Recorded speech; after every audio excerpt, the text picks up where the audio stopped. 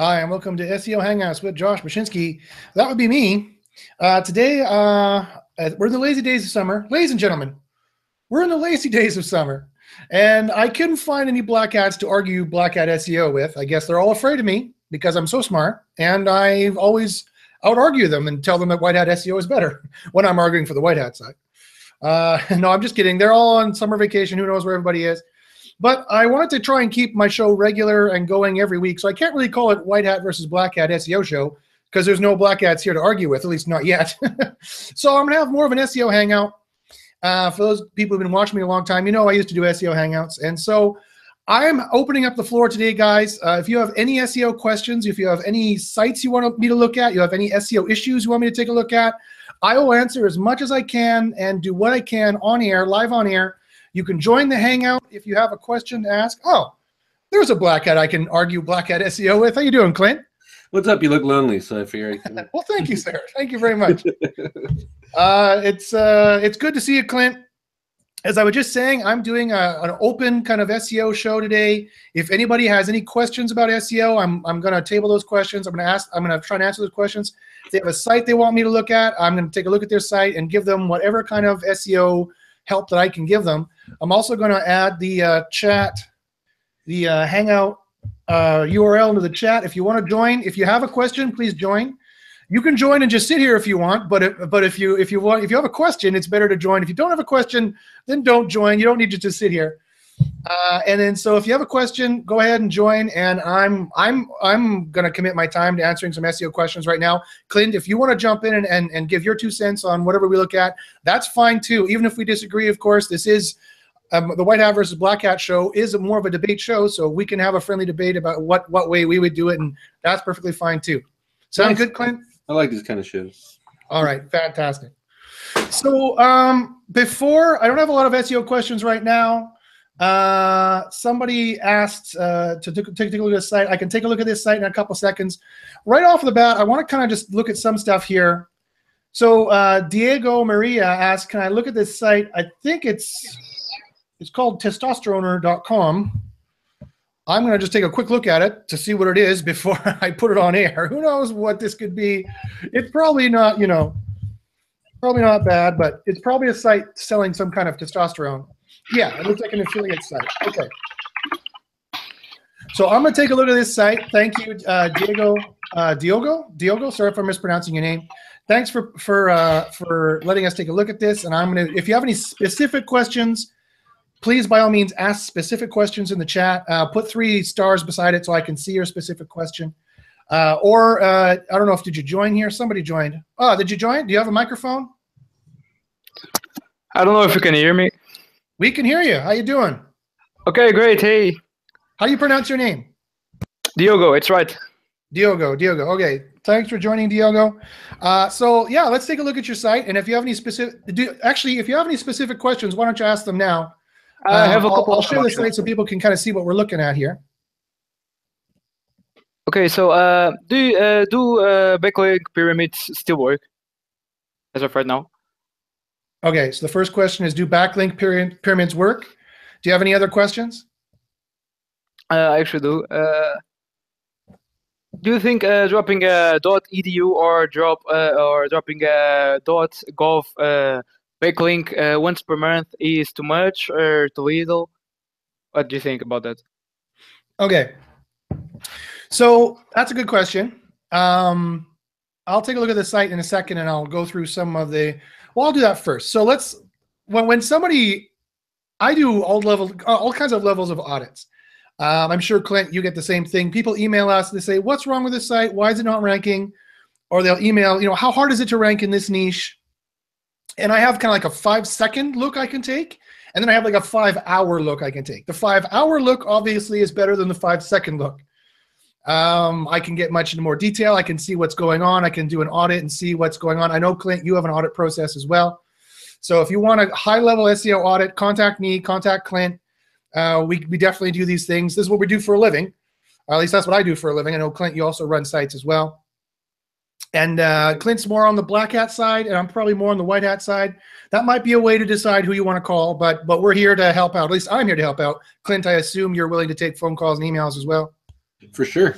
Great. Okay. So this is actually, your questions, Diago, were perfect, because this is the kind of exact questions where Clint and I will probably disagree, or probably have a different perspective on SEO. So it's almost like I planned this. You know, it's perfect that you asked those questions. So, but first, before we get to your questions about linking, specifically, do pyramid links still work? And can I drop an edu and a gov link every month? Is that too much? Is that too little? We'll table those questions to the end. Now, if I was going to give you my 5-second view, of course, links are not everything. I presume you're not ranking very well, otherwise you wouldn't be here. No. Links are not everything. And so I would take another quick little look just to see the health of a site. And so I'm going to try and share some of those tricks that I would do right now. Now, of course, as I said, this is only the 5-second look. The 5-second look is nowhere near as good or as in-depth as the 5-hour look. It's just a 5-second look. So first off, I want to see how Google thinks of this site. I would do a site colon search, obviously, for that. And this would tell me, kind of in more or less in no uncertain terms, how many pages you have and what Google thinks you have. Now, Google says you have 8 pages in the index. Is this correct, Diego? Yes. Okay. So when you have a small site like this, this number here is accurate. It's probably accurate up to, I don't know, about 500 pages maximum. Anything more than 500 pages, and this number is not accurate.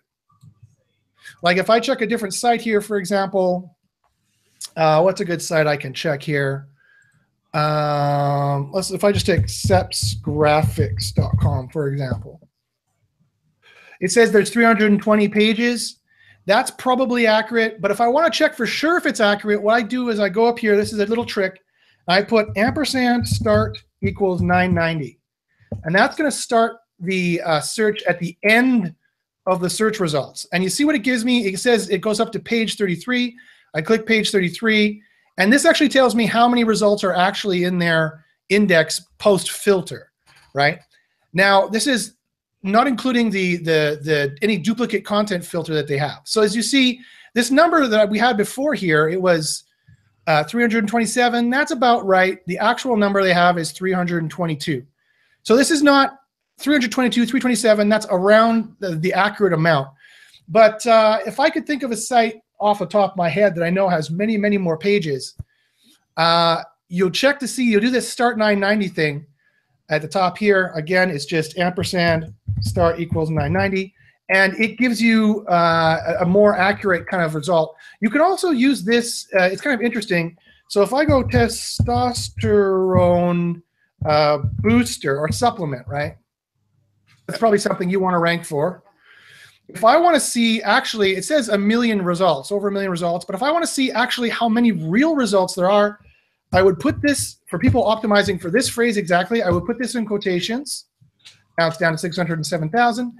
And then I would go to the top here, I would do at start equals 990. Hopefully with all these searches I've been doing, it's not going to mess up. And then if you see that, there's only actually 17 pages.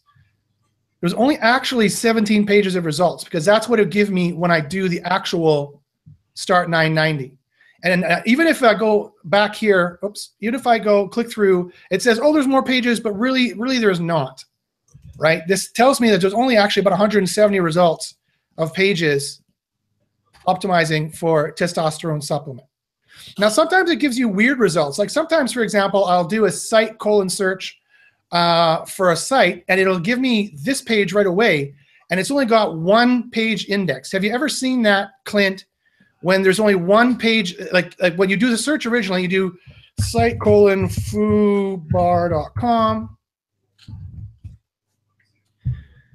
and you see, oh, this one says only 2 results. But when you do the start 990 or go to a different page, start 990, it says there's only 1 result. Have you ever seen that before, Clint? I don't use a start 990, but well, when you start, or even if you click, even if I repeat the search, you see there's 23 results. There's a lot of auto filtering that Google does, right? And this, when you start playing around with site colon searches and you start seeing the results from site after site after site, you start realize what Google kind of filters automatically. It's a good piece of evidence. It's a good indication as to what Google's going to like and what they're not going to like. And there's two sort filters that they do.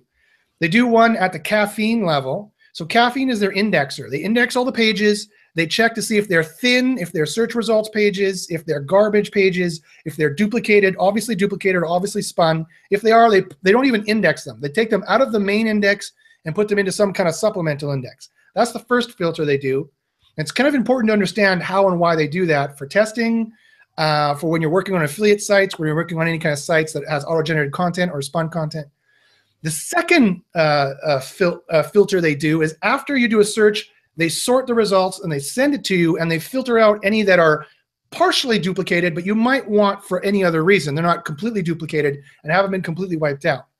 So when you see a result like this I saw here when I looked at foobar.com,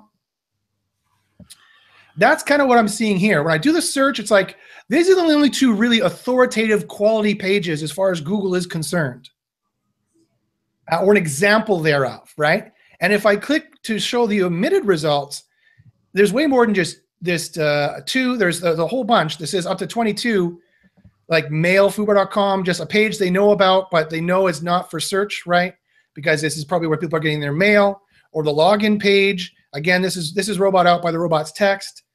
Another reason they might filter all this out is because it's roboted out by the robot's text. So any kind of thin content, this is interesting here. Can anyone explain to me what this is here? Anybody in the chat have a reason what that 8080 thing is? Or anyone who's currently on the call have an idea what this 8080 thing is? Does anyone understand Linux ports or networking ports? Port 8080 is the, if I'm not mistaken, is a standard HTTP port. Just like port 23, if I recall correctly, is the standard secure FTP port. So if you went to www.yourdomainname.com:8080, that's exactly the same as going to /index.html, which is exactly the same as going to /. Those are all different variations and different URLs, even like going pound and with nothing after it, or just question mark with nothing after it. These are all variations of the same URL that you can get, which is interesting because as far as Google's concerned, they're different URLs. And so actually you can do really interesting linking and different interesting black hat stuff when you start understanding how Google recognizes all these homepage URLs as the same, as different URLs, but then they automatically concatenate them. You can start separating that apart and pointing links to different ones, blocking out for the various ones you want to block out link juice, you know, stuff like that. So anyway, that is the first thing that I do, a nice little trick I like to do. If anybody ever emails me and says, you know, what's wrong with my site, what's going on? I like to check out to see how Google is spidering it and indexing it, because that's a very good trick. The next thing I like to do is to see what is the actual canonical URL. I would do that by doing an info. This, if you do an info : search, this is the actual URL, the canonical URL for this particular domain, right? So they've switched to HTTPS. So if you're ever wondering, did Google pick up my HTTPS? What's going on? You could do an info : search for your domain name, and it'll give you what is the actual canonical version for that particular entity. Also, I don't know if this is going to work. It doesn't work. It only works for more authoritative entities. You can do a related search, and it'll tell you what's related to that entity. This is a bad example because foobar.com doesn't have a lot of sites in there. But if I did related to walmart.com, that didn't even work. That's weird. Huh. What is Walmart's URL? Yeah, walmart.com. Well, that's funny. So if maybe I related, okay, well that must be broken right now because normally that would work. Clearly walmart.com has a URL that they know. But if you ever, this is a good thing to tell if your entity, if Google understands your entity, Google understands your website, Google understands your semantic, Google understands what you're about. If you ever do a related search and they list you up against stuff that you're like, that's not really what my website's about, you know you have kind of a fundamental on-page SEO problem or kind of a fundamental linking problem that you're not referring to yourself in the right semantic and they don't know what you're about or probably where to put you in the search results or the sales funnel. Funny, it didn't work for Walmart though. That's kind of weird. I think they killed it. You think they did? Yeah. It didn't work for his site either. Huh. Yeah, it hasn't been working for a few days, but I don't remember seeing anything on like SE Roundtable about that. Do you? Smart people don't use it. SE Roundtable or related related colon search? Yeah. With mine. Yeah, they killed it. It's not working with mine either. Doesn't seem to work. That's interesting. Okay. And I know site is, I don't know, I think they're probably looking to kill that too, with some of the features that it does. So. Yeah. Well, here's an interesting thing is that having all said that about site colon, the site colon source, they very well could get rid of it. And because they want to hide things from SEOs who are trying to reverse engineer their algorithms, which is another reason why I suggested to the SEO intelligence agency, the SIA agency, which we're both members of, that we should be a lot more quiet about how we're doing our tests, because I don't want Google messing around with the tests. Ever since, this could be coincidental, but ever since Dory brought SIA to SMX Advanced, I've been having the hell of a time getting our test servers indexed into Google. I don't know. Again, it could be coincidence, but I'm blaming her for me not being able to get it indexed. But okay. Now, so Diogo, he asked about his site here, Testosteroner. Here's some other stuff that you can, quickly check out. I can tell him what's wrong with this site right now. Oh yeah. Okay. We'll wait with bated breath. Your on page sucks ass. That's the nice way. Your affiliate, you're trying to sell this one specific product, but all of your pages are optimized for that product. So now Google's like, all right, so the site's about the product, but which one is the authority page? Josh, if you do a site colon search, get rid of the HTTP and the / after the .com there in his domain name. Just the root. Yeah. And then add the keyword pro-testosterone. Testosterone. One quotations. Word? Yeah. It's 2 words. I put it in a chat so you can copy paste. Think so?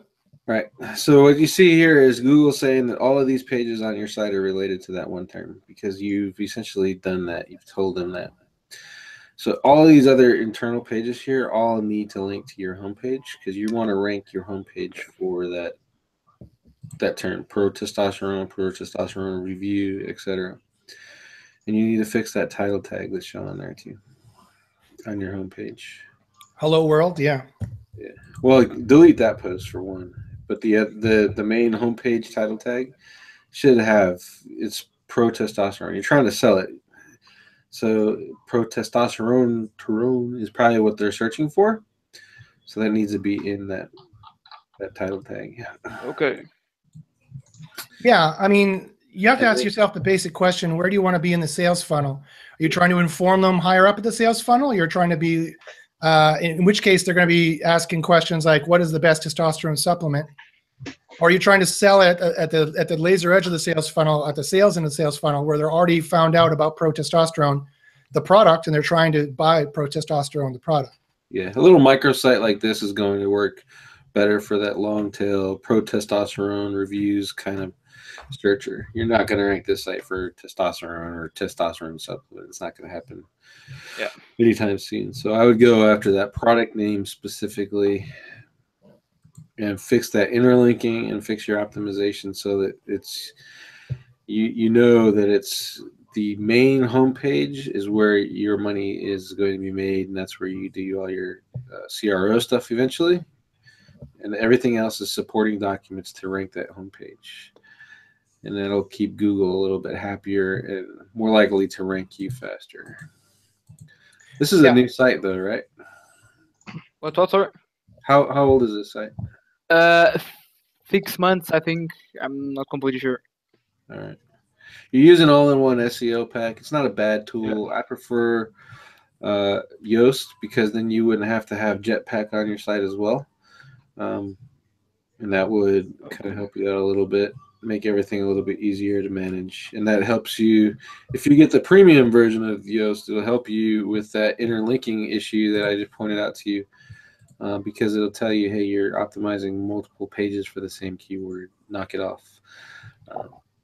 Yeah. So just to explain what the brilliant suggestion from Clint there is, that if you do a site search for your domain name and then put a keyword after it, it's going to search just your domain name, just your domain for that keyword, right? For that content. So for example, this is a great little test.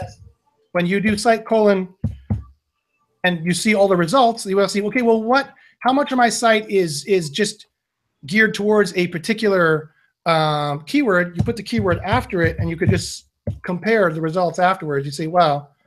And it's also a lot better to put it in quotations to get the exact, because sometimes you're going to talk about testosterone in different ways, but for your exact keyword, this is how many pages they need to be. Yeah. And so going off the philosophy, which I think is the correct philosophy, that every page is a separate topic, maybe under a single, generic idea, but you shouldn't have all your pages talking about protein. They shouldn't all be talking about pro-testosterone. You should have one page on pro-testosterone or one page on pro-testosterone versus proteins, and things more of that nature. And I don't think it necessarily has to be your index page. It has to be your sales page. But you definitely should pick one page that's going to be your sales page that all of your internal site links to, and that's getting all the internal link juice and telling Google what you're about and where to place you in the sales funnel.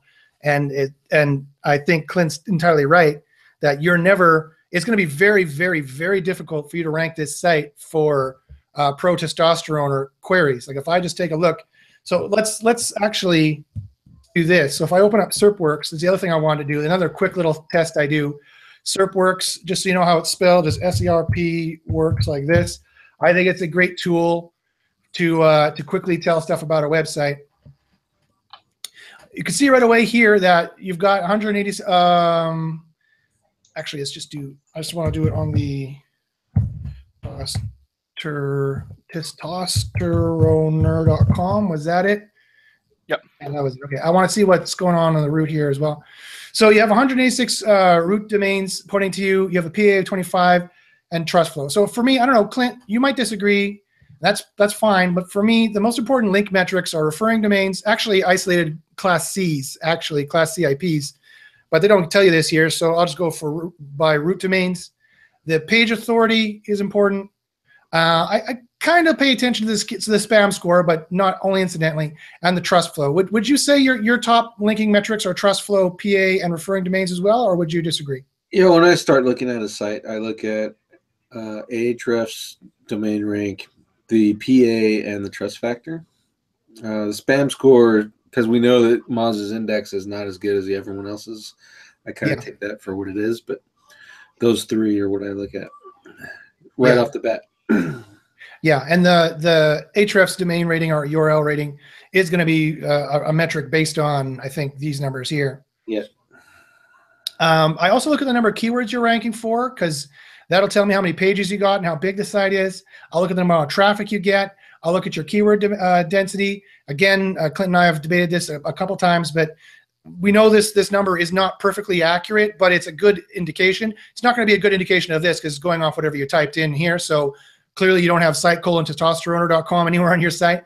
I just wanted to have this here to compare. Now, for example, you wanted to rank for pro-testosterone. That was the name of the is this the name of the supplement? Yeah. Okay. So if we want just to quickly look at your competitors, talking about how easy it will be for you to rank here or how hard it will be for you to rank here, this is what you're up against. And this is just the quick check you can do. I'll just wait for all this information to populate. This is the quick check you can do. And you can tell, if you understand how the SERPs work, you can tell a lot about how hard or how easy it is going to be to rank on a particular SERP. So let's just remember, your site has referring domains of 186, a PA of 25, and no trust flow whatsoever. That's not good. You definitely want links that are getting clicks and with some trust and some traffic. So I would recommend you might want to purchase some good ones that are going to get you good clicks. But again, there's a whole lot of things you need to watch out for links I'll talk about in a second. I'm a lot more careful when it comes to links anyway. Maybe Clint might disagree, and that's fine. But so you have 186 referring domains. Just remember that. Okay, when you look at your competitors, We have 1,000 referring domains, and it's some kind of sub page. We have 3,300 with a not a bad rating on some diet spotlight. We have only 3, some pro-testosterone-reviews.com. That's interesting. So whenever I see this, this is split testing. This is a new site that Google is testing out. And it also tells me that there's not a lot of quality on this SERP. If Google is A/B testing a page that has only 3 referring domains, although look at the anchor cloud, it's 100%. All of their links, all 9 of them, say pro-testosterone in them, right? But whenever Google's split testing something like this, it tells me there's not a lot of quality in this SERP. And that's a good thing for you, because when there's a low quality SERP, if you come in with a site that gives them exactly what they want and your quality score is really high and you're terminating the search result, then you can really jump ahead. But I strongly doubt this site's going to last here any longer than a few weeks. So this is a spot you could take. You could take number 3. So far, you couldn't take 1 or 2, Diogo. Yeah. This site has only 44 referring domains. PA of 17, you've got better, but they have a good trust flow. Their spam score is a little higher, so Google is probably seeing that as well. So a lot of those links are not being counted. But this is another weak spot you could possibly take. They're already ranking for 2,800 keywords. They're kind of a generic health supplements for men. So the problem is that this is not the same. When we're talking about QDD, queries deserves diversity, Google only has a number of slots for a domain dedicated to pro-testosterone, which they have here. So number 3 is still the spot you can take, because again, it's another domain dedicated to the keyword. This is a domain that has just a page. So if you had a super good authority and quality score, you could beat this, but it'd be harder than beating this. Does that make sense, Diogo? Yeah, it does. And then finally, you got this one, 468 referring domains. Oh, not bad. And look, it only has a rating of 2. This is shit. Like, this is terrible, right? Again, this is a very low quality SERP and a low quality thing. Here's your standard video. This is where Holly is going to kick your ass. She's going to put 1 million videos online that say whatever review warning. Unless you make a video and beat some of these really big spammers at their own game, you are probably not going to be able to beat this video, right? If anyone's wondering what Holly does, this is something that she would do, right? She would have 1 million of these videos ranking on these SERPs because of the QDD philosophy. The query deserves diversity. She knows a lot of these search results, Google is going to cherry pick a video and put it there, and that's one of the ways that she is so good at SEO. Amazon.com, forget it. It's a brand. You'll never beat them unless their quality score is so terrible and your quality score is so good. I mean, look at their trust flow, 94 for the domain, 0 for the page, however. But I don't think that really matters. 2.7 million referring domains, ranking for 60,000 keywords. Consumer Health Digest, again, this is going to be query deserves diversity. This is going to be under your money or your life, the kind of algorithm where any kind of health related, they're going to put a kind of Consumer Health Digest, a kind of health view on there to try and tell people should they buy this product or not, to try to protect people. Workout Nova, again, a review. You might be able to beat these guys. They've got 36. And Science News, Pro-Testosterone, a review, only 128 domains. Notice how little domains it takes. 128, 36, 4 or 3. Links are not the only algorithm. They're not definitely the most important algorithm. They're one offsite metric. They're not all offsite metrics. And in my opinion, I know Clint, again, he might disagree later on, but I think quality score is just as important as links, in my opinion. And if you have a terrible quality score, so I think, in my opinion, if I had to take a quick niche kind of analysis, this is the site you could really knock off. And there's 2 other sites you possibly could. Right now, you're not doing it because you don't have the quality score and you don't have the on-page SEO set up right, as Clint was mentioning. You already have enough referring domains. You just haven't set up the on-page SEO and the internal linking correctly. And your quality score probably isn't high enough, because when I look at your site here, there is a buy now here. It doesn't float. This box here should float so they always see it. I can't see the buy now button very easily. And quite frankly, I haven't been sold yet. There's not enough sales value propositions by this buy now button to buy it. 4 stars, a testimonial, okay. but I can't really see this buy now button. It's a little too hard to see it right off the bat. This box should definitely float, and this should be a lot of good reasons why I should be buying it. The eyes automatically draw to this paragraph here. This or bulleted list should be listed here and should be, because it's close to the buy now button, and any good value is going to be associated with it, right? Yeah. A tool you should install to see what people are doing on your site and to really get a good quality score and really satisfy people is Crazy Egg. No, if you guys have never played with Crazy Egg, it's a fantastic piece of software. It gives you all kinds of heat maps and scroll maps. I don't have any. I deleted any old ones, so I don't have any old ones. It also takes recordings of what people do on your site. So you see there's a 7-second recording, a 12-second recording, a 16-second recording. It'll tell you what people do on your site. And if you watched 4 or 5 of these, you start to realize, oh, this design is not good enough. Like they're not even reading this. They're not even seeing this. Like this is all blue in the scroll map. So people are not seeing it. They're seeing this picture. They're seeing this thing. And there's no buy button. The buy button needs to float alongside with it, right? So you need to take more, Clint was right, I think you need to take more of a long tail approach, and you need to talk a little bit more about, pro testosterone reviews, pro testosterone, why should I buy pro testosterone? You should go looking in the auto suggest feature and see different things you should be writing on. But you're going to have a tough slog, because an affiliate site is a site that Google doesn't want to rank, quite frankly. They've got a million other sites, well, 170 other sites, as I did the search, that are pages, 170 pages. That's your true competitors right now, which is both bad and good. You might think only 170, that's actually fantastic. Yeah, but it's 170 competitors on really much nicer looking sites and much more credible sites. So you really need to boost it up. And remember, Google's not your friend, they're your enemy. They hate affiliate sites. I would suggest cloaking your affiliate links through some kind of internal JS redirect or something along those lines. Or at the very least, you have to put a no follow on your affiliate links. So Google's not going to give you some kind of spam penalty or give you some kind of filter. They do filter affiliate sites. They are very, very harsh when it comes to ranking affiliate sites. So you can do it. I've made a lot of money doing affiliate networking. You can do affiliate sites. You can make a lot of money doing it, but you have to be even that much better at your SEO, at your game, because you do have literally 170 competitors right now trying to compete with you. And some of those slots, like I showed you, Amazon, YouTube, you're never going to beat those guys. That's just, Google only gives you 1, maybe 2 more slots that you could possibly fit on that page 1 SERP. But if you ranked for pro testosterone and you gave them, they're looking for pro testosterone, they have a credit card in hand, they're at the bottom end of the sales funnel. If you ranked for that search query, and you gave them a way to, you gave them the sales value propositions, you took away their fear of buying it, 60-day money-back guarantee, a testimonial from that looks real, and a buy now button with a price crossed out with a new price. If you give them all those incentives to buy, built up the product, reduced their fear, and the buy now button is always visible, they would click it. You'd get conversions, I think, of 50, 60%. I've been able to get conversions of 60 to 70%.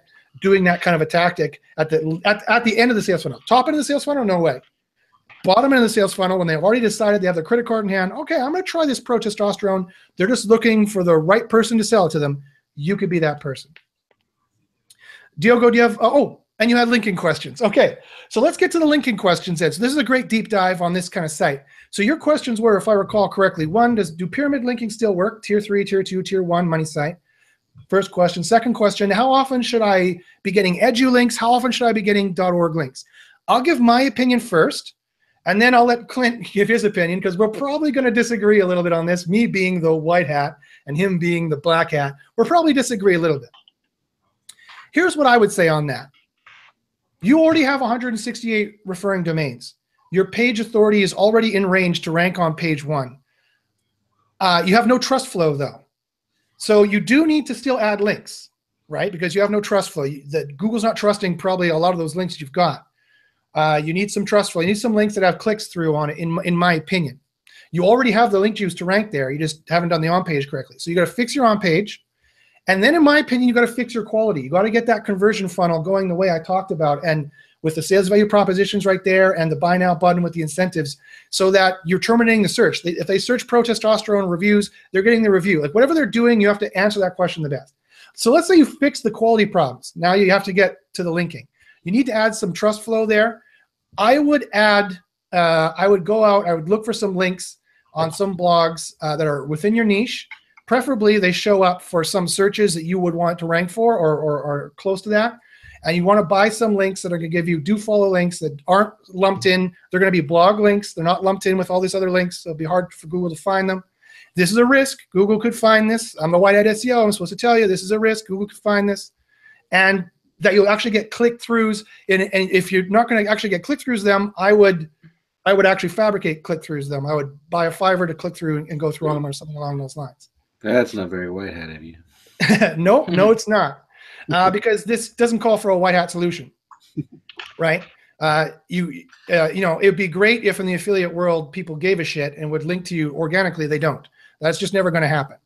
So in my opinion, that's what I would do. I wouldn't build any private blog network. They're too hard to maintain. And unless you're going to be running a whole suite of sites. Like if you want to build a whole blog network on health in general, like everybody else in their dog has, millions of people have, and you want to maintain that, you want to run that month after month, if you want to do that and spend that time and money, fine, but then you better be running like 100 affiliate sites to leverage that time and money you spent, right? I personally, again, Clint may disagree. I'm going to give Clint the floor to talk in just a second. He may disagree with everything I said right now, but I wouldn't do a private blog network. It's not worth the time and money, in my opinion. You already have enough referring domains. You already have enough page authority. You just need some trust flow, and you could surgically add that on by buying some good links on good sites that Google's not going to be able to detect. They're paid links, not in the footer, not on the sidebar, not with a page of 20 other links. Good blog posts I would go do. And Edu and Gov links, I think they're crap. I don't think they help any more than any other kind of link. I think Google is well aware, and Google has said, if you take their word for it, they're well aware of Edu links and Gov links. They don't help you. They don't have all that mega juice like they used to have. They did used to have in like 2001. They don't anymore. I wouldn't buy them. I wouldn't bother with those. That's not what I would bother with. So it doesn't matter if you add them every month or every 2 months. The frequency of links, the velocity of links doesn't matter at all, in my opinion. You could put out a TV commercial and have 10,000 links from bloggers tomorrow saying, holy crap, did you see what he did? You know, that could happen, and Google's well aware of that. They don't care about link velocity at all. I've talked to Matt Cutts about it personally. They don't care. At least that was a few years ago, mind you. They could have changed, but I don't think they care. In my opinion, you should do what I said you should do. Now, for a completely different view, or maybe an agreement, who knows? We'll see what Clint says. I'll turn the floor over to Clint. And Clint, how would you answer those questions? Would you agree or disagree? I'll do backwards. The EDU and the Gov I agree with. We've tried those. Pretty much any place that you can create a EDU link on your own has probably been automated at some point in time, and then Google's caught on and said, screw that, it's not valuable anymore. Even the scholarship stuff's not working too much because there's a bunch of douchebags out there abusing that policy too. So honestly, I wouldn't focus on it. You know, it'd be great if you can get Stanford to link to you in their actual, like their real site. But the blog stuff don't even bother with, in my opinion. Kind of a last ditch thing. You've tried everything else, and let's see if this one little thing might help, the kind of thing that maybe, or you're just looking for some diversification, then I go for it. But other than that, link pyramids, kind of along the other way of thinking on that for this. So I agree that he needs to increase the topical relevance of the site. However, buying new links will only work if they have high topical relevance on their own, and they're going to pass that over to you. In which case, your low quality links are actually going to dilute your topical trust flow. So the purpose of a pyramid, when you're setting up your tier 1 links properly, is to boost that topical trust flow. So that when you do get a kick-ass PBN link or somebody's really kick-ass site links to you, then it's not diluting the power of that, and it boosts everything up even more. And you need less of it. Sorry, Clint, are you hiding someone down there? Are they choking, or is that your dog or something? That's my dog. That dog's on the I don't know. My cat walks in and meows. It always happens, right? And you're like, what's that noise? So to put that into perspective, what we do for our clients is create a brand ring. You guys have all heard of them. IFTTT rings, gnome rings, whatever the hell you want to call them. It's a brand ring. You create that nice pillow around your website, you know, Facebook, Twitter, Instagram, all those sites, and then get the topical trust flow of those up using your link pyramid method, however you want to do it. Personally, I use GSA Seer and just blast the crap out of them. And then send in your good links down the road. For most parts, you're going to find that branded trust ring is really all you need, and maybe a couple of PBN links. So just to dissect what you're talking about there, Clint. So the white hat understands. So you're using this this IFTT ring to get the exact match query anchor text pointed at your site. Is that the purpose of this particular one, or are you forcing clicks through that as well? You're establishing the brand. If you remember, Mike Pierce talked about this, and Brad. It's the establishing the entity is basically what they're calling it. So in his case, he's got to establish that this is one, it's a real site, it has a real purpose. I see. And it's supported by all these other real sites with a real audience. So the Google Plus page, the Facebook page, the Twitter page, exactly.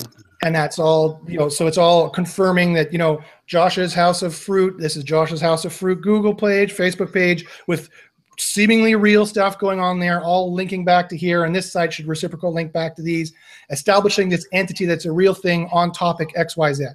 Exactly. Do you push clicks through on this, like Alex Becker was selling a couple months ago?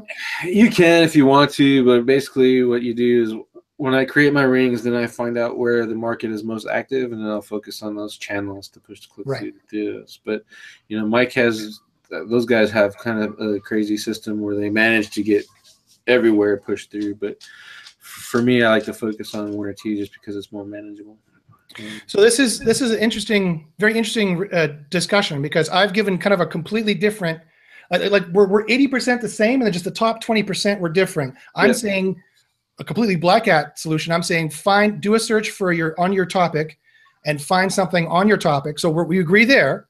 It's got to be on the same topic, otherwise the links don't have the same juice. But buy some good links, $500 links, $100 links, something swanky or something a little bit higher up, and get people who actually click through them to get that trust flow on the right topic pointing to your site. And I think that, plus the on-page changes, I think that could pop the difference and start getting you ranking. You said something that I think is theoretically doing the same thing, but a different tactic. Is that right? I added to it, the way I said it would make what you did. I would have to spend significantly less to do it. But it would take more hours, don't you think? Because I'm using those big, huge properties to increase my trust flow and relevance automatically. Yeah. And when you do what you do, where you would spend $500 to do it, I would probably only have to spend $100. Probably. You're probably right. But I think yours would take a little longer, don't you think? It just depends on how much you can push that through real quick. It takes me, I don't know, a day to make an entire network, 2 days to build the entire pyramid underneath all of those, and then however long it takes Majestic to find the links. But in that time, you're waiting for that 60-day do I trust you period that Google's got implemented anyway. So, and then you pop in and you're like, all right, I know I need to, because I've been doing this long enough, I know I need to buy 2 PBN links or whatever. And it's interesting because that's kind of when white hats go black hat, they do it kind of the way I do it. They just sneakily under the table shove $500 to some big blog and buy a link, right? That's what they do. Because we actually, I know conceptually what you're talking about. I would have no idea how I would go and do it. I'd have to pay you to do it, right, or something like that. So I don't know what you're going to do, Diogo. Sorry, Clint, go ahead. We're going the same way. It's just your way would be you spend the $500, you still wait the 60 days, and then you're like, oh shit, and I still need more. My way is I spend $30-$40 to create that network. I do the on page, have that all set up. The 60-day kicks in. I'm in number 5. Now I only spend $100. Yeah, and we should say there is risk in both. There is risk in both avenues. For sure, especially for the affiliate stuff. And plus, you're doing all this work and spending all that money, and you don't even know if your site's going to convert for sales. So, yeah. Well, I did say he has to do that quality conversion. Otherwise, even if he gets to page 1, they're going to punt him out of there really quick. If he's not converting at like plus 50% on tail end of the sales funnel queries, whatever his query is, he's got to convert. Like if they want a pro testosterone review, it's got to be the best damn pro testosterone review where they read it and they love it. Yep. That's a given. White hat or black hat, it doesn't matter. Quality, we all have to be quality these days. So Diogo, I don't know if that answered your questions. It gives you two different paths you can take. You know, if you want to email myself and ask more questions, I'd be happy to help you out. Or if you want to email Clint and ask him questions, it'd be interesting to see which way you go. It'll be interesting to see if it works or not. Or maybe Clint and I have to work together. Maybe both methods would work. Who knows? But that's kind of what you would need to do. So thanks, Diogo, for letting us look at your site and asking those questions. So I noticed a couple more. Sorry, Diogo, go ahead. No, I was saying thanks me. No, thank you. This is great. Your help was great. I thank you so much. It's our pleasure, Diogo. So we are joined also by Bill and Gel. Bill, Gel, did you guys have one? How do you pronounce your name? Bill, I get, but do you have any questions, SEO questions for us today? Bill, go ahead. We're waiting for Gel. I looked at Bill's site. I asked him a question on the side, so I kind of know what he's going after. Oh, I see. So Bill, you asked in the chat. You want me to read it out for you, or you want to ask it verbally? Can't hear you.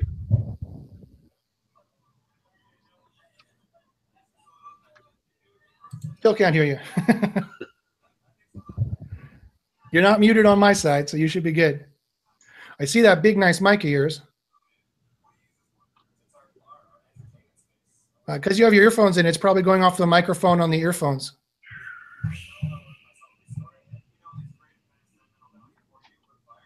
No. Okay. Bill, if you get your mic, it's not a problem, brother. If you get your microphone working, go ahead, jump in. But I see your question in the chat here, so I'll ask it. Bill asked, any red flags you see on my e-commerce site? Looking for any input to improve my site. Bill, give me a thumbs up if we can show your site on air. If we can't show your site on air, it'd be hard. Okay, good. So Clint, if you got something to say about his site, go ahead, share your screen, show his site, and tell us what you found. Share screen. I was too busy talking about Diogo's site, so I didn't have a chance to look at it, but Clint will thrill us with his SEO awesomeness. All right, so we're looking at ways to improve the site. First off, he's killing it. I flipped this around the other way, but he's got like 3 pages of #1 rankings. Some of it's long tail with low traffic volume, but that doesn't matter because it's more directed towards a buyer. So I think it's awesome. He's killing it. There's a couple things in words in here that you probably could use to improve. PC cases that I saw right off the bat that I would wanted to get, and then you just kind of have to look through this a little bit more. Maybe even water cooling PC, just to get a little bit more significant traffic. But you're almost getting 10,000 visitors a month based off of what SEN Rush is showing, and I think the actual volume is probably higher than that. So that's good. My big hang up with your site is usability. All this menu stuff up here, and then this big old long list that you got going on down here. It kind of just doesn't make it look trustworthy. So if I land here, I'm kind of lost, and then I got to hunt around in your thing to find what I'm looking for. Like I was looking for the liquid cool stuff right off the bat. And then there was another one that I looked at that cost $13,000. That was very cool. Actually, it's $130,000. But if I find it here again, you got to buy it for me, Josh. Can you hear me now, guys? Yeah, we can hear you. Sorry, I had my headset for my audio settings.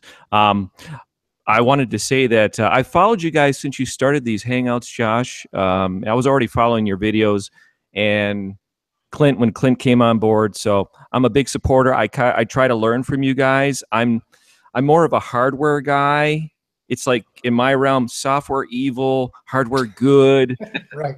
I build custom computers and stuff, and I've had this site for several years. I think this site now for 7 years. And yeah, I can agree with Clint's assessment right away that it is confusing at first. There's a lot of links up at top, but I kind of learned as I went along building the site. One of those deals. Yeah. You know, I'm kind of like, I'm a DIYer on everything. Yeah. I'm not saying it's bad, because obviously, you know, this goes ahead and says you're doing something right? I think you could probably help increase your conversions and just move around the site a little bit better if you fix that up. Because you have so many products, I go along with kind of mirror what Amazon does, and that left side, here's the main products we sell, and then the subcategories kind of thing going along the lines with it. Same thing with what you did here. You did the same thing. You just put it up on top. It was basically all I'm saying. Could I offer some advice to you guys and anybody that's watching this? And you guys may have figured this out already. If you're thinking about expanding onto an Amazon store, if you've already got your own e-commerce site, some advice I'm going to give you is if you've got specific unique products, if you expand onto Amazon of those same products, Amazon's going to come up as the first result. So you kind of sometimes kick yourself or shoot yourself in the foot if you've got a specific product that you want people to come to your store for. So I've kind of dipped into the waters of Amazon, but I learned that you want to have unique products separated from your own e-commerce store. Yeah, I wasn't saying put your products on Amazon. I was saying model that menu that they've tested. Yeah. Amazon's tested the hell out of their design, so they know that that click-through rate works. So why not mirror it? You know what I mean? Yeah, that's a good point, Clint. You know, Amazon, they're watching their conversions, I assure you. So look how the big guys are doing it. They watch their conversions and they know the psychology of converting and how to do it. Your point there, Bill, was, you know, why, if you're already ranking on page 1, why put the same product on Amazon? So they click on Amazon, you have to give Amazon a cut. You're already on page 1. If you're not on page 1, well, then you might want to go to Amazon, and Amazon SEO is a whole other show, right? We could do a whole other show on that. Yeah. Yeah, I see what you're saying. Why give Amazon their cut? Bill, let me ask you a question. Do you have a lot of thin content, a lot of duplicate content? Do you use URL parameters in your navigation at all? Probably thin and wide content. What I'm guilty of, and it's actually worked for me, especially in Google Images, is that I've really overloaded this e-commerce store, which is CS Cart, with a lot of large images, photos. So I really capitalize on Google Images because I cater to geeks that are into building computers. They want to see nice photos. They want to have a higher resolution versus small thumbnails. And so what I've done, and I'm sure that nobody else at CS Cart has done this, is I've really put large photos on all the product pages. Not only will I have them as thumbnails, but I also have them in the description down below. And where are you getting this content from? Are you getting it from somewhere else, or are you custom writing this? It's all my own content. Okay, because that makes me concerned, because when I do my Start 990 trick, so here's a site that had 879 results, but that's a fabricated number.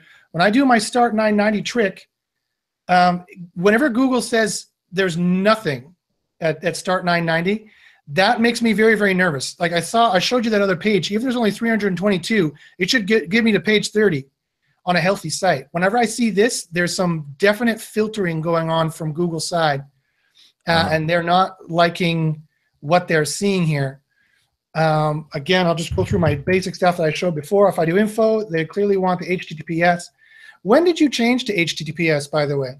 I think it was last year, about a year ago. Did you do it right? To be honest, I don't know. I just, the hosting company set it up. So okay, they did a 301. Now, if I take a look here at the code, do you have a canonical? Whoops, canon. There's no canonical set in here. That's not good. What does that mean? We should have a real canonical in the code here, telling it that the HTTPS is the default version for sure. So that's definitely one thing you want to stick in there, a canonical. Another stuff I would check for is title equals, if you're spamming the title attribute. That's another quick thing I could check. Doesn't, oh, it looks like you are. So you don't need to have this, especially if you're going to say it in the alt. You don't definitely need that kind of duplication. That's definitely something John Mueller said not to do. Specifically, he said that they look for that. And quite frankly, it's going to make it difficult for you to put in the alt tag, but don't put it in the title tag, in the title attribute. Again, the title attribute is inside of an anchor tag or inside of an image tag, and you don't need to have this portion. Do this portion. Don't do this portion. Again, it's just going to mess up your keyword density. When you check your on-page keyword density, you're going to try and see what it's at. It's actually going to be way higher because Google could include these keywords in here. So again, these are just little 5-second things I can do to check to see if a site is going to have some issues. I'm really concerned the fact that when I go to Start 990, it doesn't give me anything else. It doesn't give me any similar to, but I think that's a bug, as Clint alluded to earlier. Now, if I go here and I check SERPworks, let's just do a quick look at your SERPworks to see how that looks. You got 1,200 referring domains, PA 57, that's great, and a trust flow of 17 on the domain. That's fantastic. What is a kind of, you're already ranking very well, so Google's picking and choosing amongst your results. How many pages should you have indexed in Google? I don't know. Do you have Search Console installed? Search Console. No, I don't. Okay, so Search Console used to be called Webmaster Tools. It is it's a free tool from Google, and I know a lot of people hate it, especially people in the Black Hat world, but quite frankly, you need to have it installed. You need to go there and have it installed. Actually, I don't want to show you what sites I have in there right now, protect all my customers, but you definitely want to get this thing installed. It's free, and you can't tell if you have a Google penalty unless you have this installed. Like, that's where they report to you the manual penalties and stuff like that. So in there, in Google Search Console, they're going to show you how many pages they have indexed and what they're indexing. And you want to check to see what that number is. You also want to check to see if they have URL parameters set, if you're using URL parameters in your navigation. Does everyone know what a URL parameter is? These are URL parameters. Question mark, Q equals something, ampersand, ampersand. These are URL parameters. Google definitely does not want to see that in your navigation. And if they see that and they see you have a PC case blue, PC case orange, PC case red, they're going to auto-canonical all that to one single page, and that could be a reason why they seem to be filtering you a little bit. Okay. But again, they're not mega filtering you because, as Clint pointed out, you're doing pretty well. You have a lot of pages that are ranking, but that is kind of in jeopardy. Your spaceship has got cracks in it. You definitely want to fix those cracks. Okay. I'm being too repetitive. You could be too repetitive. You definitely, I mean, if people search for it,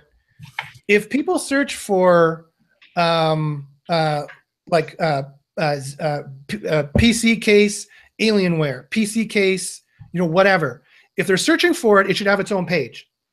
But if there's like PC case, Alienware, blue, polka dots, if no one's searching for that variation, then that can just be canonical to the main PC case, Alienware page. Mm-hmm. And cutting down that kind of duplication, that kind of thin content is going to help Google spider you and spider the right pages, spider you faster, maybe even rank you higher. So those kinds of things you need to watch out for. But again, it's not that huge of a problem because, as Clint pointed out, you're doing pretty well.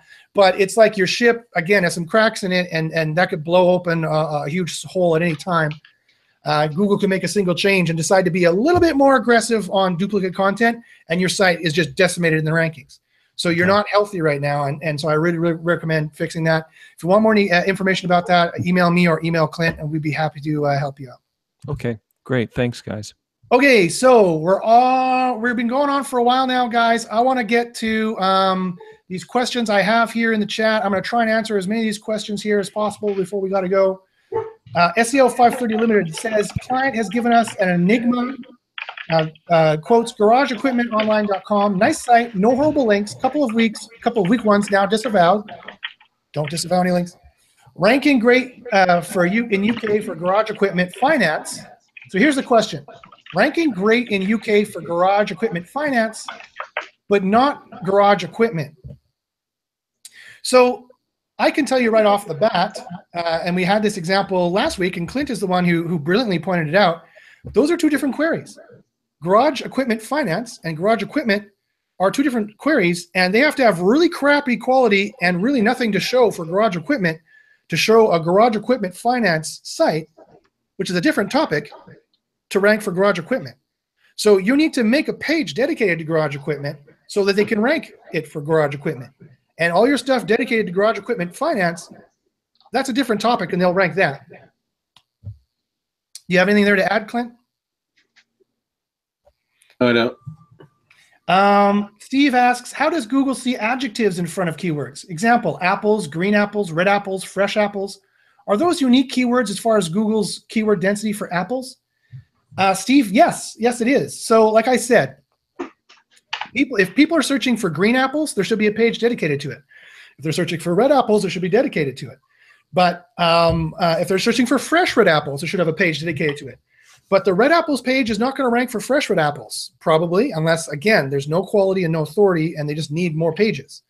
But they have like 40 trillion pages to rank. So they have a page on fresh red apples, I assure you. They have a page on fresh red apples. They got a page on crappy red apples. They got a page on red apples. All the red apples you could possibly want, they have red apples up the yin-yang. So if you want to rank for a specific phrase, it's got to be that page. It's going to be dedicated to it. And so the fresh red apples page can possibly rank for fresh red apples, and the red apples page will rank for red apples. It's the same problem. It's all has to do with your planning and how you're planning your site out. When you decide where do you want to be in the sales funnel, you want to be at the tail end of the sales funnel, you want to be at the top end of the sales funnel. More long tail queries here in the top or in the middle, the no do queries as they call them at Google, or the do queries when they actually want to make a purchase. Okay, let's see if I can find any more questions for me. Stephen Buchanan asks, can a related articles plugin work instead of interlinking pages, or better just to interlink pages? Any example on how to interlink? So, can a related articles plugin work instead of interlinking pages manually, or better just to interlink the pages? Clint, do you understand the question? It's more of a WordPress question. He's saying, can I be lazy and not interlink my pages and just use that plugin versus... I wanted you to say that, not me. I baited you into it. I bite. No, don't lazy out on that. Use the internal links from inside of the content. It's just like you want to in content link from another site, you want to do the same thing from your own site. So don't let a plugin do that for you. Yeah, plugins can malfunction. They can make mistakes. I know. So Clint, tell me what you think about this. So we might have different on-page philosophies as well. So for example, I tell clients, if you have like 5 top ranking pages on your blog, put a little sidebar on the right side that has visit our top 5 articles. And so every page is linking to them to guarantee they get the most link juice on the site. I have a widget that does that. So it changes based off of the popularity of the article. In that case, it's fine. But I can see what you were doing. Like you say, if you had a, how would I set that up? If it was an SEO site, for example, and then I wrote 10 different articles on SEO, I would probably set it up so that if you're on a SEO, any of those SEO articles, it would only show those 10 articles, if that makes sense. Yeah. Then I can see it like that. Because you really got to route and tell Google, A, these are my most important pages. Please rank these ahead of other ones. And B, all the internal link juice I'm getting, I want to funnel it to those most important pages I want to rank, assuming it's just 5. Right. But we know from our testing that only the stuff in between the body tags is what's really counting. Yeah. Sidebar and footer are there. They're valuable links, but the body is where it's at. So true. If I'm going to do the interlinking, just take the time, do it right, and put it in. You really should go onto the index page, into the content, and say, hey, if you haven't read our 5 top articles, here they are, and link right in the middle. That would pass the most juice and be the best signal to Google to say these are our important pages. Yep. Mashable does a good job of that. You look at theirs; they always have there's at least 3 read this article about inside of their other articles too. So you could also do like a block quote, kind of floating box in the main content. Google probably wouldn't decide that's a sidebar. Mm-hmm. But that's iffy. This only works if you have a site that there's only 5 pages you really want to rank. If you're doing a long tail approach at the top of the sales funnel and you want to long tail rank like millions of keywords and millions of pages, well, then they all have to be pretty unilateral linking across the entire site. Yeah, I guess it really depends on how you're setting it up, because I kind of stick along all of my content should be at least 3 clicks, no more than 3 clicks away from the homepage. So I have the homepage, my sales page, and then my supporting blog articles for that sales page are all into there. And I have 29 different sets of those on my website for 29 different sales or services. So that's how I do it. And now I'm not interlinking those different silos either. So yeah, no, you're totally right, and that's a point that there's so many little SEO rules that are hard to know unless you've been in the industry for a while. You're totally right. If you want to rank a page, it can't be like 5 levels deep, and the URL for it can't be over 90 characters either, because you start to see statistical ranking drops at that point too. It can't be too many hops from the index page, or that main page can't get ranked. So Google is going to start discounting it, because it's like, well, if it's so buried so deep in your website, it can't be that important, is their reasoning. So there are a lot of little rules to learn. there's a lot more questions, so I'll get to the questions, even though we could talk about this for hours, but I want to try and get to these guys' questions if possible. Psychoactive asks, how do I get out of the Google sandbox? I'll take that one. There is no such thing as the Google sandbox. There are many Google algorithms, links, content, and quality in general that are trying to determine if you have enough off-page authority to rank you, if you have the right content to rank you on what they can tell you want to be about, and if you have enough quality to rank you. So you're failing in one of those 3 areas or all 3 areas, and that's why you're not ranking. So there's no sandbox. They do take time to process these things, and they might do some split testing for a while, and they decide to just kind of sit on a site for a while, but I don't think that there's no global sandbox anyway. I think it's a melange of many algorithms working together. Would you agree, Clint, or do you think I'm full of shit? Yeah, I'm pretty much along the same lines. It's, sometimes you get lucky and you just get a great domain that hits it right off the bat. But for the most part, you're just count on in your backwards planning that you're going to have to wait 60 days to earn Google's trust to do anything of any value. So yeah, and if you want to think of that as a sandbox, fine. I mean, it's not a problem. But he also asks, how many links should you build to a new site? That is a very relative question. How much do you care? How fast do you want to rank it? If you want to go black hat, then you build your million plus, and then make your money. How much money do you have? How badly do you want Google to find what you're doing? I don't know. It's really hard to answer that. Yep. And finally, he asked, do authority sites still do well in the SERPs? Yes. Yes? What do you mean? Of course they do. These are weird questions, guys. Weird questions.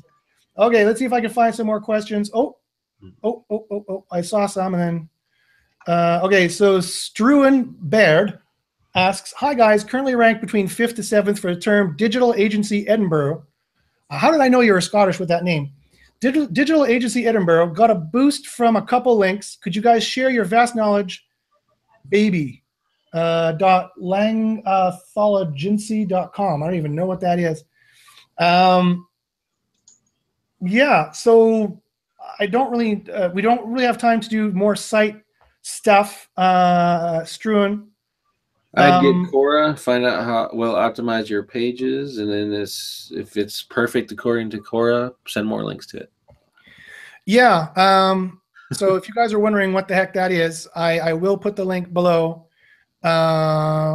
Where's my white hat versus black hat stuff? Yeah, so Quora is a piece of software that does correlation studies. It's very powerful. It's made by our friend Ted. It's great stuff. And I'll put links to SIA there as well. Quora and SIA. I'll put them in the description here for the chat on YouTube, and you guys can check those out. But we don't have time for more site clinics today. But check out that stuff. People in those agencies can definitely, those groups can definitely help you out as well. But did you say you're currently ranked between 5th and 7th for Digital Agency Edinburgh? You got a boost from a couple of links. Yeah, links are going to help you rank. But I wouldn't go crazy with the ranking. If you're already on page 1, I would look at quality, try and improve your conversions. That's kind of my go-to thing. It's the quality scores is just as important as page rank as far as I'm concerned. And you can't go wrong getting more sales now. Getting more sales now is what you want to do. So get more conversions now, make your users happier now, and your quality score will be great. And you'll either attain a better position, or at least you'll maintain that good position. Because there's no time in the future where Google's going to go, I know, let's rank crappy sites now. That's not going to happen, right? It's only going to get worse. They're going to be, now we have good sites. Now we're going to only go for the best of the best sites. And then it's just going to go up from there with more competition, making more sites, everyone pushing each other to have higher and higher quality. When everyone starts to catch on, Rand Fishkin, I don't know if you noticed, Clint, Rand Fishkin of SEO Moz finally said that he thinks quality score is a ranking factor. Way to go, Rand. 1, thanks for joining the party 2 or 3 years late. 2, thanks for joining the party, because now when you say it, now everyone's going to go do it and try to manipulate it, and Google's going to get better at it. So thanks for ruining our shit. He's not really helping us. But if you're just getting late to the party, yes, quality score is a ranking factor, guys. They can directly track your traffic. There's plenty of evidence to show this. Okay. Adam Roth asks, do you have thoughts on press release backlinks for his site? Adam, my thought is don't. That's my thought. Clint, what's your thought? Do them. Oh, there you go. The white and the black. Who are you gonna listen to? Here's the reasons why I say don't. I don't think Google is going to track them very well anymore. John Mueller specifically said not to do them, and they have specific algorithms looking for that. And at best, they'll be ignored, and at worst, it could bubble you up. I don't think it's worth the money or the time. I would buy if you're going to buy links, I would buy other kinds of links that are a little bit more expensive, but are definitely going to have a little bit more juice and trust flow. Clint? John Mueller's teaching don't do it because everyone was using exact match and killing it in the rankings and using just press releases. Nowadays, you want to use them, especially on a new domain, to start building your brand and URL anchor text. And that's a nice set of links that hides your other stuff that you're doing. If you're going out and buying links or all that other stuff, it's all hidden inside your press release. It's harder to find. Do the links have to be do follow links, or could you do no follow links or just text? Most press release sites are all set to no follow now anyway. Well, that being said, then I say go ahead and do it, because no follow links, I think, pass juice and there's no risk. So then go ahead and do it. But I was thinking you're probably meaning do follow links. Yeah, no, most of the good, the real, even the good ones. Like my press release service, we syndicate through Cision, which used to be PR Newswire, and we get some killer backlinks out of that. It's a little bit more expensive than the $79 SEO versions, but it's still really good to get killer good backlinks using that method. Or if you use the SEO press release, which is entirely for link building, let's face it, no one's reading that crap.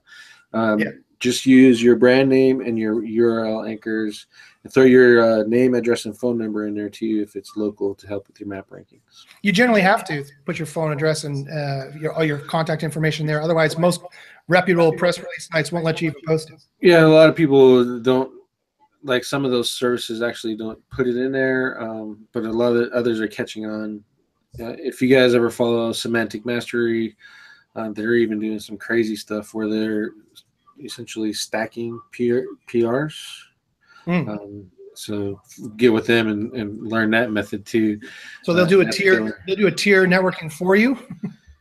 Yeah, essentially is basically that's exactly what you're doing, and what it does is it kills it in maps, and it's killing it for local listings too. So, very interesting, guys. You want to learn about crazy stuff with PR, and then Semantic Mastery is where you guys need to go. We've got a white hat versus black hat SEO Hangout marathon going on here. We've been doing this for an hour and 11 minutes. I want to see if we can get through these questions, just because I have nothing else to do in the summer. Actually, I have lots to do, but I don't want to do it, so I'm going to answer these questions. Clint, you're welcome to stay here as long as you want. Thank you for donating your time and your excellent answers. Guys, we're killing it with these SEO answers here for you. Craig Sebald, another great Scotsman, asks, CBD/hemp products, advertising policies. What is Google's or Facebook's stance on promoting these products? That's a great question, Craig. I don't really know. I don't know if AdWords has banned hemp products, and I don't know if Facebook has. When it comes to the SEO side, though, you can obviously SEO for those keywords like anything else. Let's see here if I can find any more questions. We have time to ask. SEO 530 says, apologies, he badly worded his question above. They have a dedicated garage equipment finance page, and they hope to rank the homepage for garage equipment. It is now possession 26, but was 5 pre-March. Well, if you were 5 and now you're 26, well, then you have some kind of quality or linking problem. Unless you changed your content, if you were at a high rank and you drop, then it's either quality or links. It's one or the other. Either you lost links, or Google got rid of some of your links, either auto magically or with a manual penalty, check Search Console, or people didn't think your site was terminating their search phrase. Google A/B tested you for that result, and you failed. And people are like, "This is not what I want," and they went back to Google, or they could tell that they weren't satisfied. So it's one or the other, maybe both. Fix it, or email me or Clint, and we'll help you fix it. Skylands asks, what are your thoughts on property health sorting feature in Search Console? I don't understand what you mean, Sky. What are your thoughts on, in quotes, property health sorting feature in Search Console? I haven't seen it. So if this is the new Search Console, I haven't seen it yet. And that's it. John says, I totally ignored his question. Okay, ask it now, John. Go What the ahead. hell's Do wrong it. with you, Josh? Jeez. Yeah, geez, there's only 500 questions there to sort through, and I don't think he used a star, star, star. Okay, John, ask it. How fast can you type it? Boy, you're taking a long time.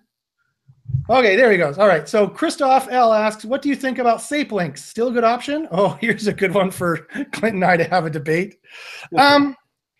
If I had to put on my black hat and choose some crappy black hat links, SAPE would be where I would go because they're Russian, and Russians seem to be pretty good at hacking American networks and internet stuff.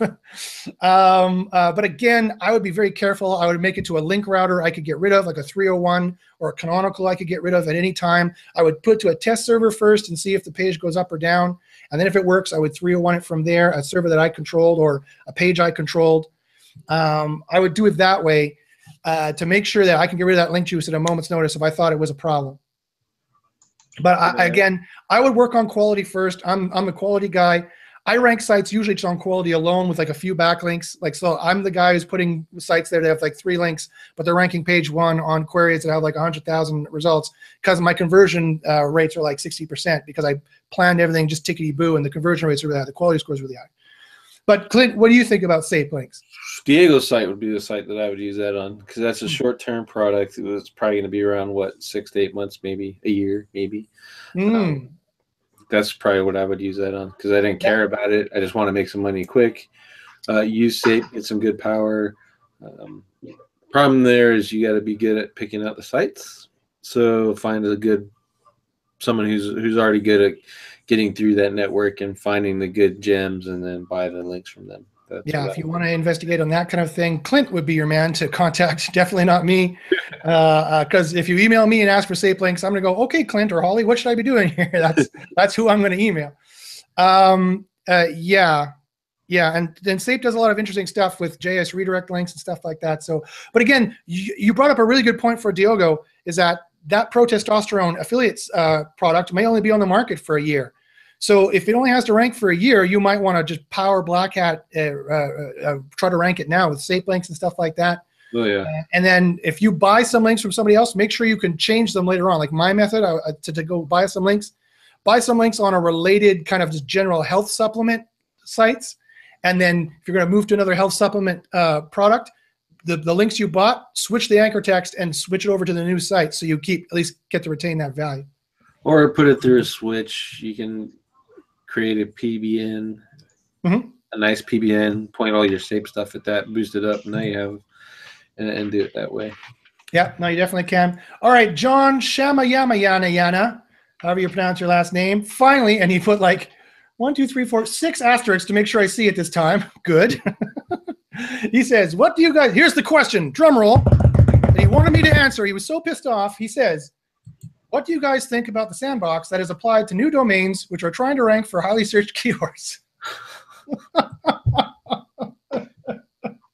Boo earns, John. I answered that exact question. I think Thanks for listening. 4 times. If I could pun people out of this, I'd pun it right now. John, I appreciate that I didn't answer your question earlier, but I answered someone else's question, was exactly that question, that there is no sandbox. There's a melange, I said. That was my adjective, a melange, a potpourri, if you will, of various algorithms, mostly off-site signals, social, links, no-follow, buzz, text, reviews, ratings, stuff like that. Content on your page. Each page has to be dedicated to a different topic. Content on your page, internal linking structure, crawling, indexing. And then the final third here is quality. What does the traffic do when they go to your site? Are they satisfied? Do they stop searching? Or do they do signals of low satisfaction signals, like bouncing around the site, can't find what they want, bounce back to Google? Do they return? Stuff like that. Those 3 silos, if you will, those 3 categories need to be satisfied to a certain point before Google's going to try to rank you. They may try to rank you right away to test to see if you have the quality, because you have the content set really right. And maybe you have some off-site social going on, some buzz. But if you don't have the quality, if you don't have the content, if you don't have the links, they're going to punch you. And the time it takes to rank, to convince Google to trust you, and who knows? For all we know, there could be just a time delay set, right? Google might just sit for 60 days and see what you're going to do. but I don't think that's the case. Maybe it is, but I think the sandbox is a potpourri, a collection of these algorithms making an artificial intelligence decision as to should they rank you, what should they rank you for, and how high should they rank you. So I did answer your question, John. You made such a stink. John says, there's clearly a filter being placed on new sites trying to rank for keywords that have extremely high monthly searches. No, there is not clearly a filter on new sites. It doesn't have to be a filter. It could just be not enough good. If there's not enough good to make you rank, that's not a filter. In the industry, a filter is when Google specifically removes you on purpose for some reason, either automatically through an AI or from a manual penalty or something like that. So no, it's not clear that there's a filter. And if it's got traffic volume, you're competing against other SEOs. So your brand new site's not going to go in to the top 50 without all your on-page set up, without some trust from Google, which is what Josh was talking about, and without backlinks. So it's not a filter. It's not a pause. It's, hey, your site is not ready yet. Do more work. That's basically all it means. And that's our hypothesis. Here, at the end of the day, we don't think it's a filter. We don't see any reason there to be a pause. John Mueller says there's no pause, there's no sandbox. This is the way he explains it. That's the best evidence we got. So we don't know for sure. Of course, nobody knows for sure. No one can prove this or disprove this, but I think it's pretty clear. We have websites that we put out there. Sometimes they rank right away because we're really good at doing these three category things. The better you get at these three category things, I think the more that you're going to see that. SEO 530 Limited asks a very important question. He wrote star, and he put 3 asterisks. He says, what do you guys think about lady jugs? Can I rank for lady jugs? I'm not even answering that. No, yeah. Well, you better have a nice pair of lady jugs if you want to rank for lady jugs. They better be I don't know if you know, but there's a lot of lady jugs out on the internet right now. I'm not sure if you're aware of this. So you better have like a primo pair of lady jugs if you want to rank for lady. I'm sure lady jugs is just a metaphor for something else. A very nice, big, perky pair of lady jugs if you want to rank for that. John says that he could prove it. No, you can't prove it. Even if you made a website, John, this is not a personal attack against you. Even if you made a website and you said, hey, look, it's not ranking for 2 months. That doesn't prove there's a filter. It proves that it's not ranking for 2 months. There could be no good reason to rank it either. So there's no way I can prove my side. There's no way you can prove your side. So actually, it's kind of a useless debate. But I don't think, if you want to think of it as a sandbox, go ahead. At the end of the day, you need to do these 3 things. The off-page needs to be right. Social links, buzz, reviews, ratings, off-page schema. The on-page has to be right, and the links have to be right. The quality has to be right. Traffic going to your site, traffic loving your site. If you don't have those 3 things, then yeah, you could call it a sandbox all you want. You're not going to rank. And now the whole chat is just devolving down now to just things that I'm not going to. Okay, guys. Okay, that's enough. All right. So now they're sliding other religions and things. Let's not even get there. So those are all the questions I'm answering today. Now the chat's gone crazy. I'm glad after the show's done, the chat will be deleted. So that's what to go with. So thanks, guys, for your questions. Thank you, Clint, very much. We've had like an hour and 15-minute SEO marathon here for you. A lot of really good ideas. If you have any SEO questions at all about this, you need an SEO audit, you want to find out how to rank for these queries, you want more information about this sandbox or the lack thereof, email me at joshbachynski@gmail.com. You can follow me at Twitter at joshbachynski.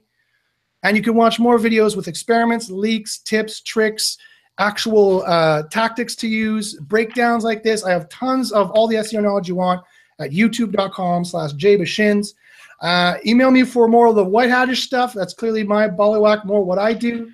Wouldn't sometimes doing black hat stuff. But if you want more PBN stuff, black hat stuff, who also sometimes does white hat stuff too, I'll let you email Clint. Clint, please give out your information as well. You can find me at digitallear.com or info@digitallear.com. Also all over the place on Facebook. So fantastic. Well, thank you, Clint, very much for pitching in all this free advice.